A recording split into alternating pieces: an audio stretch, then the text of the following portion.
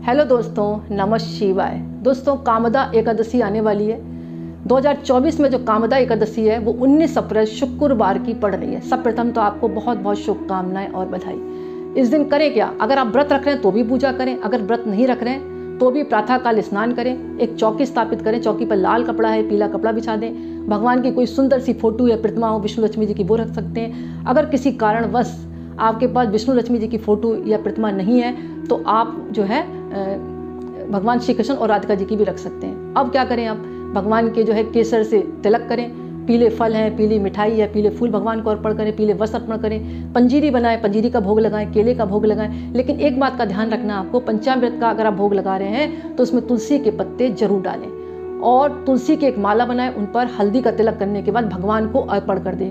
क्योंकि आपको भी पता होगा कि जब भी भगवान विष्णु की पूजा की जाती है, श्री कृष्ण भगवान की पूजा की जाती है और उनको भोग लगाया जाता है तो बिगर तुलसी के पत्र के भगवान उस भोग को स्वीकार नहीं करते हैं। तो आप भगवान विष्णु लक्ष्मी की पूजा कर रहे हैं या श्री कृष्ण राधिका जी की पूजा कर रहे हैं तो आप जरूर तुलसी पत्र उनको अर्पण करें। इसके साथ साथ आप ओम नमो भगवते वासुदेवाय का निरंतर जाप करें, व्रत रख रहे हैं तो भी और नहीं रख रहे हैं तो भी।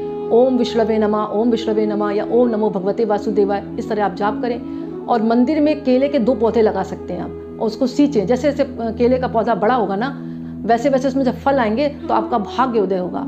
और अगर आपके ऊपर कर्ज की स्थिति बहुत ज़्यादा चढ़ गई है तो पीपल के पेड़ की पूजा शाम के समय आपको एक लोटे में जल डालना है, दूध डालना है, हल्दी डालनी है और वहाँ पर जाकर उनकी जड़ों को सींचें और कच्चा सूत हल्दी में रंगकर आपको परिक्रमा करनी है बांधते हुए। परिक्रमा कैसे करेंगे? ओम नमो भगवते वासुदेवाय, ओम नमो भगवते वासुदेवाय 108 बार भी कर सकते हैं आप। विषम संख्या में करनी है, 51 बार करें, 21 बार करें, 9 बार करें। और 5 पत्ते पीपल के तोड़कर मतलब उसमें स्वस्तिक बना लें। 5 पत्ते तोड़ लिए, गंगा जल से धो लिए और उसमें स्वस्तिक बना दिया और एक माला बनाकर पीले धागे में भगवान विष्णु को अर्पण कर दें। इससे भगवान बहुत प्रसन्न होते हैं और आपकी मनोकामना शीघ्र पूर्ण करते हैं। अगर आपके घर में संतान नहीं है, कोई बहुत साल हो गए शादी के, तो आप इस दिन जो है तुलसी माता के पास बैठकर उनको लाल चुन्नी उड़ाएं और ओम नमो भगवते वासुदेवाय का जाप करें। वहीं पर बैठकर आपको विष्णु सहस्रनाम का पाठ करना चाहिए, कनकधारा स्त्रोत का पाठ कर सकते हैं और गोपाल सहस्रनाम आता है उसका भी आप पाठ कर सकते हैं और अपनी संतान प्राप्ति के लिए भगवान से प्रार्थना करें। एक झंडा पीले रंग का भगवान विष्णु के मंदिर में लगाएं। भगवान को पीले वस्त्र अर्पण करने के बाद आपको दान भी करने चाहिए। किसी ब्राह्मण को आप पीली चीज़ें हैं, जैसे पीला फल है, पीली मिठाई है, पीले फूल हैं और उसमें पीली चने की दाल है, गुड़ रखकर एक पोटली बनाकर दान करें। इससे भी भगवान का आशीर्वाद आपके ऊपर बना रहेगा। और दोस्तों, एक बात और आती है, अगर इस दिन आपने एक पोटली तैयार करके और विधिवत भगवान विष्णु लक्ष्मी जी के आगे रखकर अपनी तिजोरी में रखी तो आपके घर में कभी भी धन का अभाव नहीं होगा। आपको करना क्या? पीला कपड़ा लेना, उसमें 5 हल्दी की गांठ रखें और पीले रंग की 5 कौड़ी रख दें, 1 सिक्का रख दें और भगवान के आगे रखकर प्रार्थना करते हुए कि हे भगवान, हमारे घर जो है सदा आप स्थायी लक्ष्मी के रूप में निवास करें। और धूप दीप देने के बाद उसको अगले दिन अपनी तिजोरी में रख लें। दोस्तों, जिस दिन से आप तिजोरी में रखेंगे, ये पोटली नहीं है, ये एक प्रकार की करिश्मा पोटली है। आपके घर में सदा लक्ष्मी जी स्थायी रूप से रह जाएंगे। यानी जिस दिन से आप रखेंगे आपकी तिजोरी में कभी भी पैसों की कमी नहीं रहेगी। और दोस्तों, अगर आपके दाम्पत्य जीवन में बहुत ज़्यादा लड़ाई झगड़े हो रहे हैं तो एक नारियल लें, पीला कपड़ा बांधें और भगवान के आगे प्रार्थना करें और ओम लक्ष्मी नारायण, ओम लक्ष्मी नारायण का आप जाप करें। इससे भी जो है आपके दाम्पत्य जीवन के जो लड़ाई झगड़े वो दूर होंगे। अनमन रहती है तो संग में जो है आपको केसर और दूध और पानी मतलब डालकर पूजा करनी है। उसके बाद इस जल को पूरे घर में छिड़कें। जैसे जैसे आप पूरे घर में छिड़केंगे इससे घर की नेगेटिविटी दूर होगी। और अगर नौकरी में आपकी कोई उन्नति नहीं हो रही है, तरक्की नहीं हो रही है, तो एक घड़ा लेकर आएँ और उसको गेहूँ से भरकर किसी मंदिर में, विष्णु मंदिर होना चाहिए, वहाँ पर आप जाकर दान कर दें। दोस्तों, एक बात और आती है, अगर 7 हल्दी की गांठ पीले कपड़े में बांधकर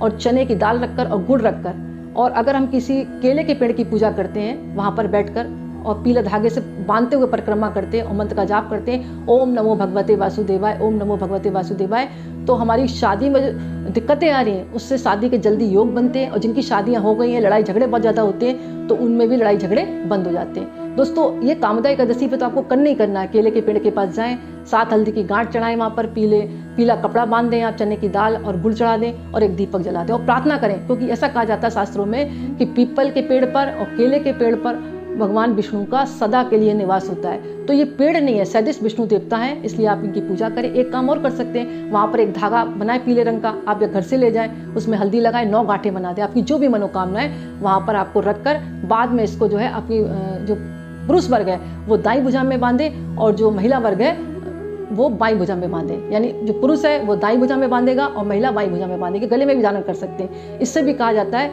कि पीला धागा बांधने से, पीला रुमाल जेब में रखने से हमारे जीवन में सुख समृद्धि और बरकत लगातार बनी रहती है।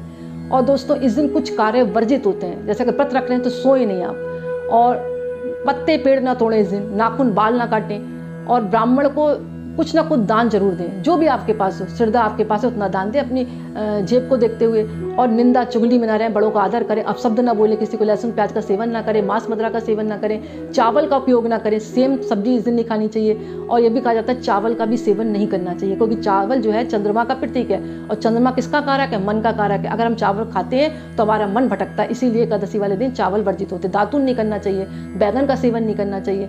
और अपने घर की आर्थिक स्थिति को मजबूत करने के लिए ओम ह्रीम श्रीम लक्ष्मी वासुदेवाय नमः, ओम ह्रीम श्रीम लक्ष्मी वासुदेवाय नमः, ओम ह्रीम श्रीम लक्ष्मी वासुदेवाय नमः जितना आप जाप कर सकते हैं, स्फटिक की माला से या आप चंदन की माला से या तुलसी की माला से, इससे भी भगवान की कृपा आपके ऊपर बनी रहेगी।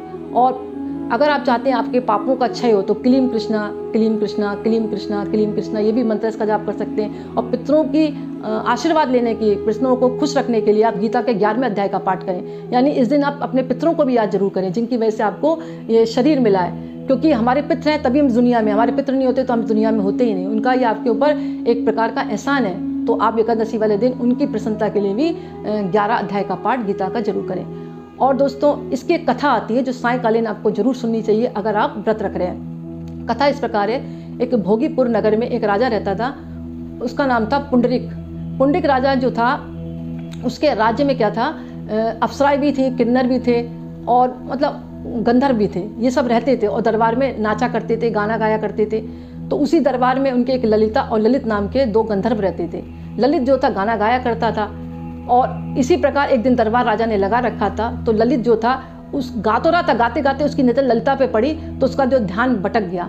तो वहीं पर एक कारकोट नाम का नाग था, उसने राजा से कहा, क्योंकि उस समय जो नाग थे ना इच्छाधारी होते थे, उन्होंने कहा महाराज इसका ध्यान मतलब जो दरबार में गाने पर नहीं है, इधर उधर लगा रहा और गाने के सुर सही नहीं आ रहे। राजा को बड़ा गुस्सा है, राजा ने उसको मतलब श्राप दे दिया, जा तू आज के बाद राक्षस बन जाएगा। और उसकी जो ललिता थी ना वो बहुत दुखी हुई, वो मतलब प्रयास करने लगी कि राजा अपना श्राप वापस ले ले। लेकिन पहले के लोग क्या करते थे, श्राप एक बार दे दिया तो वापस नहीं होता था।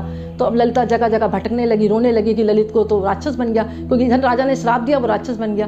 भटकते भटकते वो विंध्याचल पर्वत पर पहुंची। वहाँ एक ऋषि बैठे थे जिनका नाम था श्रृंगी ऋषि। तो श्रृंगी ऋषि ने कहा, मतलब वो जो थी ललिता थी वो उनके पैरों पड़ गई कि महाराज मेरे पति के साथ ऐसा हुआ है। तो श्रृंगी ऋषि ने कहा ठीक है, अब कामदा एकादशी आने वाली, उसका व्रत रखो, विधि विधान से विधिवत पूजा करो और सारे नियमों का पालन करो, तब आपके जो पति हैं ललित वो अपनी मनुष्य योनि में आ जाएंगे, जो गंधर्व योनि है उसमें आ जाएंगे। मतलब तब ललिता ने कामदा एकादशी पर विधिवत पूजा की, भगवान विष्णु लक्ष्मी की, और अपनी गलती का एहसास उसको हुआ। और तब ललिता ने माफ़ी मांगी, और माफ़ी मांगने के बाद इधर क्या देखा, उसका जो पति था वो मतलब मनुष्य योनि में आ गया। तो दोस्तों तभी से कहा जाता है कि जो भी कामदा एकादशी का व्रत रखता है उसके जीवन की समस्त बाधाएं दूर होती हैं, पापों का नाश होता है। तो दोस्तों आज का वीडियो मैं ही समाप्त करती हूँ। पसंद आए तो लाइक करें, दूसरों को शेयर करें और कमेंट्स में नमः शिवाय जरूर लिखें। बहुत बहुत धन्यवाद।